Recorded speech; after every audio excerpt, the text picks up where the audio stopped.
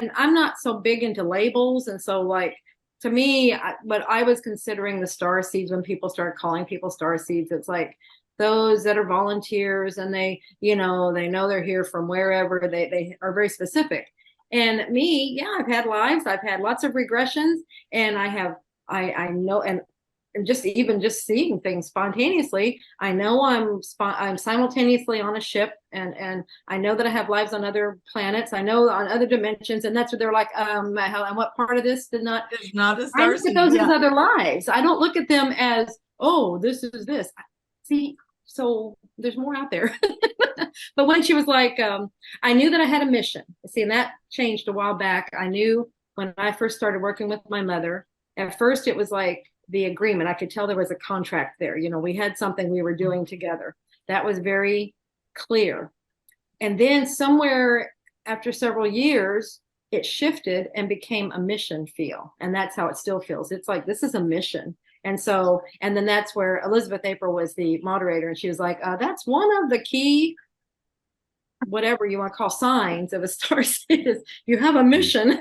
I just tell people, hey, you're here for a reason. See, I guess we say it in different ways. I mean, I know I have a reason. I know everybody has a reason. So that's how I look at it. I just don't segment things. And that's probably where anyway, that's what happened. I think it was awesome because it kind of, well, I mean, I'm sitting in the audience and you're like, oh, am I a star seed? And I'm like, yeah. I mean, I've always thought of you that way as the star seeds that came in to help shift in a big way. Like you're our leader. Well, I think it's because I have in my head that star seeds are, they're the waves, they're the volunteers, and they directly come. See, I'm probably doing the similar thing that other people do. It's like I'm trying to categorize it so much that I ruled a lot of things out. So anyway. I mean, we're everything. Absolutely. And that's how I look at it. The more we experience that. So we all are having these experiences. That's how I feel. And that's where it's like, I just don't want to, sometimes with some of these things that I've seen, and I'll just get blunt here, I've seen where it's like, okay, we have this group here and we're special, and that's something that I am always trying to equalize. It's like nobody is more special than anybody else. We are all special. We all have, XYZ. So it's like to me, that segregation, when you try to pull a group and say, oh, this is this, so that's where I think my brain just goes, blanks it all out. I understand that too, because a lot of times in sessions, people they get afraid to see who they were before coming into this planet. Yet it's a huge question. Who was I before I became this human? And then they see it and then they don't want to believe it, because we're all big, beautiful, powerful energies. And when you get in there and you see that, they go into that part of, well, I'm not this. We're all this, get over yourselves. We're all this. We're all this. And that's just no one is better than anyone else. And I guess that's the point I'm really trying to make. It's like, we all can do this. We all are this. We all, everything.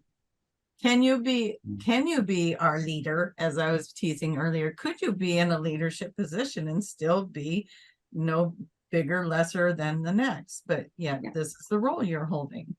I think that's a big thing that people need to understand too, is you might be put in a role where you're going to help people or guide them in ways, and that doesn't mean that you're above them or different than them. Correct. It just means that you have more information at this given moment and you can help. Absolutely. Isn't that what all the real leaders say? I think so. Yeah.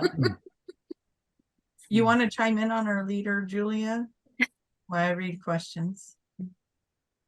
What I've found too is just getting back to the starseed question. I've found that most of us are starseeds. Like it's pretty obvious, because we're kind of connected to the universe. It's very easy to spot a starseed. We're friggin', I call us space cadets. We're interested in the in the bigger picture. Right. But I've found in sessions, some are actually earth souls.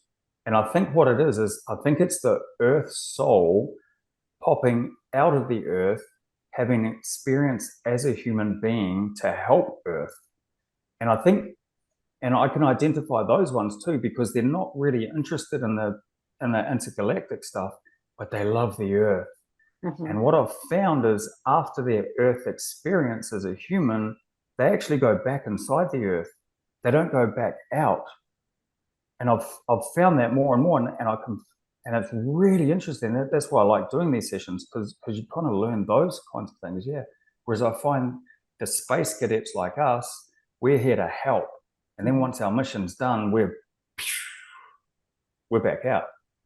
Yeah, we're not here to stay. Whereas the earth soul ones that are here to stay. Yeah, but we're all helping. We're all helping each other, and well, and see, and that's a part I think that, because I know of many of my other lives on Earth, and I love Earth, yeah. you know, and that's where some people are like, oh, I can't wait to get out of here. I love Earth. It's beautiful. It's a beautiful planet. I just love it. So that's what I was like, well, I don't know that I am, you know, because I feel this way, and I know my lives, and that was like, but anyway, so that's and our bodies are Earth. Our bodies stay here. Like we either get buried, or even if we get cremated, it still gets reincarnated, because it just goes up in the atmosphere and it comes back down as water. So then it still gets used up by the earth. It's just that our souls might go somewhere else. Yeah. Yeah, it's really cool. It's really interesting just learning all this kind of stuff. Yeah. Yeah. I love Earth too. Like Earth is, I tell people Earth is amazing. From what I've found is it's the only planet that can hold so much diverse life forms, and it can give souls so many different experiences. And I explain it like this. I say there's a crab out in the Atlantic Ocean somewhere, and it's because they're quite protective. Like its whole universe is a very sheltered universe. Right. It doesn't even know that there's land. It doesn't even know that there's an elephant. It doesn't know that there's human beings. But Earth can hold that experience for it. And then there's human beings in the jungles that are having another experience. Right. And they might not know that there's a New York City. They wouldn't know that there's a New York City. You know, they wouldn't know that there's a hustle and a bustle. Exactly. Like Earth holds, if you actually think of how much life Earth holds and experiences, oh my God, what an amazing host Earth is. Infinite. It's a beautiful place. Like it is stunning. Yeah. It's just the humans on Earth that drive me a bit bonkers sometimes. And even the humans are diverse. 100%. Yeah, totally. Yeah, you don't want them to be the same, because otherwise we might as well just be robots. Right. And it wouldn't be a human experience. And there are planets that are like that, but this is not one of them.